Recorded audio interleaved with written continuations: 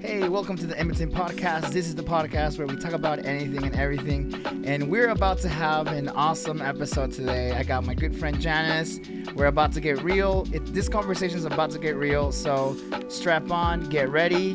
Let's get real. So, Janice, welcome to the Edmonton Podcast. This is an honor to have you here. How are you? Thank you so much. It's an honor to be here. I'm doing great. How are you? I'm doing amazing. So, for those that don't know, Janice, we have been friends forever. Even though she didn't like to admit it when we were younger, but we were always friends. She was always too cool for me, so she would always stay away. But then life. We were always in the same circle, so so our parents know each other. We know each other for forever. It's a good thing to have you here to have your take on this. So how are you feeling? How's life treating you so far? So far, so good. Just moving on into some clinical residency portions in my life and encouraging everyone for changes and getting informed. So I'm kind of in that educational boat right now. Nice. So, for this episode, we want to talk about something that's real, something that's going on in the world. We were all hit with COVID last year, and I had COVID. I don't know. Did you have COVID? Did you get COVID? I am suspicious that I did, You. Whoa. Okay. Yeah. but So. I always tested negative. Yeah. That happened to my dad too. He always tested negative, even though everyone at the house was sick. But so we were all struck by this last year. We couldn't go out. Were you already doing your clinical stuff during COVID? Did you have to see patients when this chaos started? Yes. Yeah. hmm And how was that? How was that experience? Could you talk about that, or HIPAA prohibits you from talking about that? It was scary actually because we started off working with the elderly, Yeah. and actually because it was during that time where everything was crazy, we actually had to stop our clinicals 2 weeks in. Hmm. So everyone was getting hit really hard in those scenarios for sure. Wow, that's insane. So did you when you go back when you went back, did you have to wear all the crazy masks and all the gloves and all that? It looked like it was people were getting, like were scenes from movies, like 20 days later, stuff like that. It was insane. I would see the pictures of friends that are nurses as well, and it was just insane to me. Like, I couldn't believe it, to be honest, that was going on. Yeah, I did get to experience a little bit of it. Thankfully, I was always placed in like a cardiac unit or somewhere where it wasn't crazy with the COVID patients. Yeah. But as a student, also, they kind of protected us from going inside the patients' rooms that had COVID. So I was always on the outskirts, but it did seem really scary, and the nurses were really brave about it. So, in this episode, we want to talk about COVID, and we want to talk about especially about the vaccine. And so, I always like to bring my guests to the podcast that know what they're talking about, that have done the research, and I know for sure you have done that research. So, in your experience and what you're learning in school, what can you tell us about COVID? How serious is this still to this day? Yes, it's definitely still a serious thing that's happening. In California, it has kind of calmed down a bit Mm-hmm. compared to other states, but still, it's impacting us, and we still see that people are, emphasizing this kind of difference between people's opinions. And I think it's beautiful to come together and to really like learn what's actually evidence based and to get information that's real. Yeah, I mean, in a world where people depend on what their favorite YouTuber has to say or their favorite TikToker has to say, it seems that a lot of wrong information has been dispersed out there, and you get to see a whole bunch of people just do or take bad choices in their lives and not protect themselves, and then they get sick, and then they sadly or unfortunately they pass away because they could have prevented this, and they just didn't take the measures. And so we're at that moment in life through this COVID situation where now we have a vaccine, where people can take it. It's free, but it still seems like a lot of people are not sure about it, or they have a lot of misconceptions about it. So today we want to talk about that today. And so let's start this conversation with what are some common myths about COVID? What have you seen? Yeah, so there's definitely quite some myths that are happening right now. Hmm. One of them is that COVID-19 vaccines have microchips. And actually, they don't contain microchips. They're actually made to fight against a disease that are not administered to track your movement. So Hmm. essentially, this is what people think that the microchips are for. And they basically, the vaccines work to stimulate your immune system to produce antibodies exactly like it would if you were exposed to a disease. So after getting vaccinated, you develop that immunity to that disease without having to get the disease first. So So that's yeah, one of the myths there. and I think Mm-hmm. we both come from a religious background. I think it's safe to say that a lot of people in the religious community are the ones advocating for this microchip because somewhere in the book of Revelations it says that the beast at the end of the days or the antichrist will come and seal those people, and then people believe that COVID vaccine is actually the seal of the beast. And so to me it's crazy. First of all, people don't inform themselves that's not the seal. It hasn't happened yet. That's not going to happen just yet. And people that could take the vaccine are just going crazy with this whole microchip thing. So I don't know. What do you think? Maybe it's just a religious thing, or I don't know. We just believe too many conspiracy theories nowadays. That's definitely an issue. I think it's, to me, it's a little funny because in my head it's like, well, what's the difference between this vaccine and the other ones, and at the end of the day, also when you're going to public schools, you were kind of forced to get vaccines to be in these Yeah. public scenarios. So everything has been kind of enforced from a very young time in our lives. And I just think people were freaking out just because this was like a global thing that was happening and everyone's aware through social media. And then if you pay attention to history, we always have pandemics like this. Is yet except that some hit a lot, have a lot more impact than others, but we still have pandemics. It's a normal thing. It's a normal way of life. It's just that yeah, social media has just gone crazy about this whole thing. And so another thing that I see people out there posting or believe in is that once you get the vaccine, you get a magnet in you. How truthful is that? How I mean I would think that if you have a magnet in your system, you probably die from metal poisoning from having that in there. No, so I mean, how crazy is this? Is this myth that people have a magnet in their blood system? So that's another famous myth. And no, after you receive this vaccine, you won't become magnetic, including at the site of the vaccination, which is usually your arm. The vaccines do not contain any ingredients that produce an electromagnetic field at the site of the injection, and all of the vaccines are free from metals. All right, so I'm a nerd, and you probably know that from watching all of my social media, but and knowing me personally. But in comic books, it seems like most of the superheroes, or a lot of the superheroes, get their superpowers from having their DNA changed. So another myth out there is that once you get your COVID vaccine, that your DNA changes. Is this true, or people are just crazy again? So I wouldn't say crazy, but yes, it's a myth. So the vaccine doesn't alter or change with your DNA in any way. So both the mRNA and the viral vector COVID-19 vaccines, they deliver instructions, which is the genetic material in your cells, Mm-hmm. and they start building a protection against the virus that caused COVID.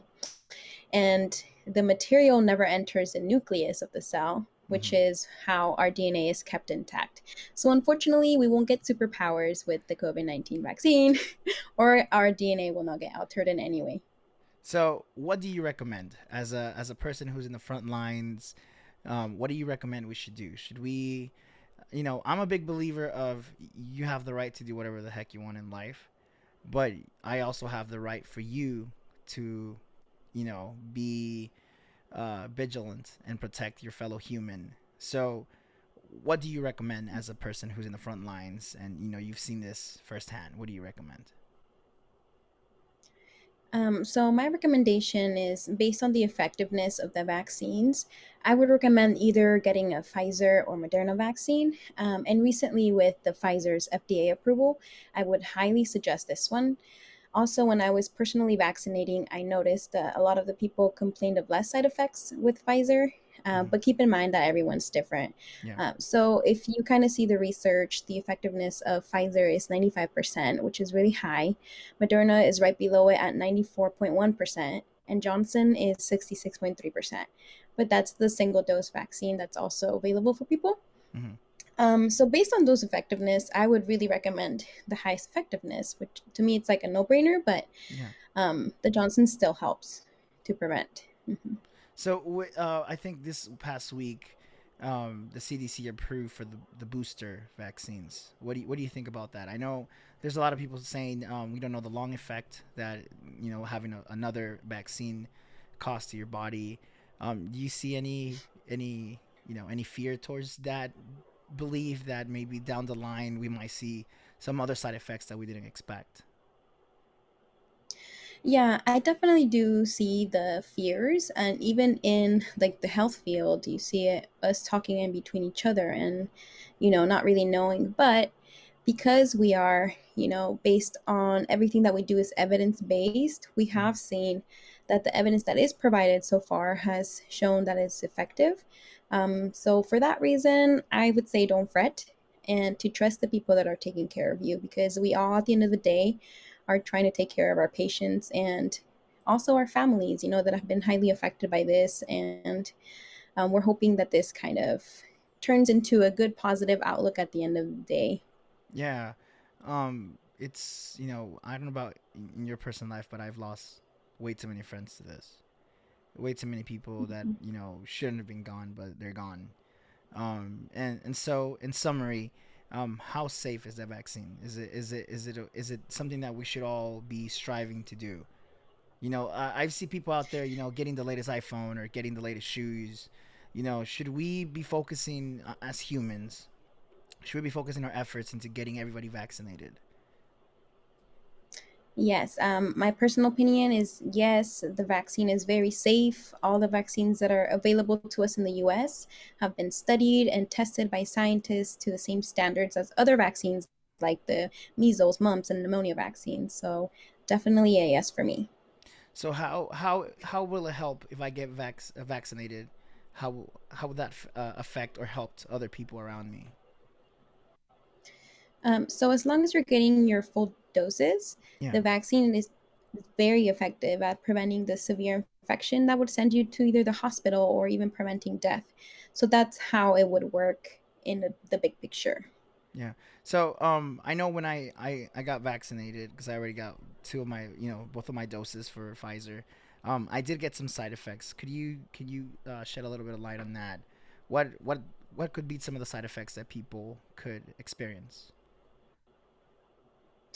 Yeah, some of the common ones that you'll get are like headaches or that pain in your arm. That's like the most common one. Some people even get joint pain, fevers, and all of that can be actually helped very easily with some Tylenol. Hmm. And even like grabbing a wet washcloth over the area that is clean, that helps kind of with that inflammation. For me personally, I did it on my second dose and it helped tremendously. Like, I wish I would have done it the first one. Yeah. And also, try not to baby that arm, because if you're not moving it, it's just going to hurt more. Go Hmm. ahead and do your exercise that you regularly do. So, those are some of the things that I've noticed. So, we live in a world now where you have to carry hand sanitizer, where you have to carry a mask for most places. Besides that, what are some other things that we can actually do to help prevent COVID? Maybe in our diet, maybe in the way we exercise. What other things could help us improve our health in order to not get COVID? One of the things that actually I've seen my own family struggle with. Mm-hmm. Obesity is actually can play a huge factor in how you get affected by COVID, just because with obesity comes other illnesses, so diabetes and hypertension and heart failure or heart problems. So if you are focused on eating like healthy foods and having Mm-hmm. healthy habits, you're preventing obesity and you're preventing all these diseases, and it just helps with the outcome of how hard you get hit by COVID. Yeah. So maybe I've heard a comment before when COVID started that if you would stressed about it, that fear would lower your defenses, and then that would make you vulnerable to the disease. Is that true? Like having I've mental actually doubts, about COVID or being scared of it. I saw that it made you vulnerable to getting it. Is that true? the only possible way I could see that working is when you're stressed out, your immunity is affected as well. Mm-hmm. So if you are stressed out all the time, then your immunity is kind of decreasing its strength. And so I would say if you are remaining safe in every possible way, in your physical body, even in your mental health, I think that it is probably the best for all of us. I haven't really seen any specific studies that Mm-hmm. have shown this, but I can see it playing a factor just based on what I've seen. On your experience, if a person, let's say an individual as myself, would get COVID, what would be some of the first steps to do in order to help that person get better? Definitely staying at home. That's one of the big ones. Doing that quarantine, that's really important. I think that once it becomes, say, that you are home and you're quarantining and you are having difficulty breathing, then that would be kind of that time for you to go to the emergency room and get help right away. And of course, before all of this, you would have already called your doctor through telehealth and get information that's very specific from your physician or your practitioners, Mm-hmm. just to get that initial help. And then they'll either keep you at home based on what you're experiencing, or you'll have to like seek out that extra help that you'll need in the emergency room. Yeah. So we're almost done here, but what are some of the last recommendations that you would give us in your experience that, in order to help us, be safe and get through this together? Yeah. So basically, my question is, how is this vaccine going to help me? So not only will it protect you from getting seriously ill, Mm-hmm. but it also protect you from going to the hospital and even dying. And this protects also your family, your friends, your community. So I think this is important information, and people should get vaccinated because of this. And until most people get vaccinated, we will continue to see new cases that are or more dangerous variants of COVID 19. So the only way to end this pandemic is to get vaccinated. And I feel very strongly by that. Yeah. I just I think that if more people would have paid attention in biology class when they were in high school, Yes. I think that we would make a lot more smarter decisions about COVID. Like I said, I'm a big believer in, you do what you want to do with your life, but you have the Mhm. right to keep your fellow human safe. But I think it's a no brainer to the vaccine. There's more benefits of to getting vaccinated than not being vaccinated. Um, it's as someone who went through COVID and almost died of COVID, I was grateful to have that vaccine when it was ready. And I'll be honest with you, it took me a while to get it too, because people just tell you, no, this is gonna happen. Oh, this was another myth that I heard, that if you would get the vaccine, that you will later on in life you would not be able to get you would not be able to have kids.